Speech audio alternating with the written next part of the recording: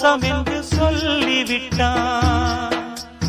யாரை நம்பி நான் பிறந்தேன் என்றவனே, உன்னை நம்பி வாழ்கவென்று சொல்லி வைத்தான். நல்லதையே செய்கிறேன், நல்வழி போகிறேன், என் நெஞ்சம் என்றுமே ஒன்றுதான்.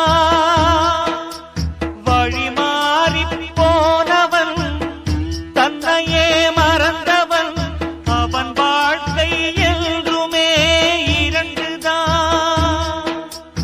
உண்மை என்ன போலி என்ன புரியாத மனிதரே, நல்லவர் காணவில்லை இந்த உலகில் நன்றி இல்லை.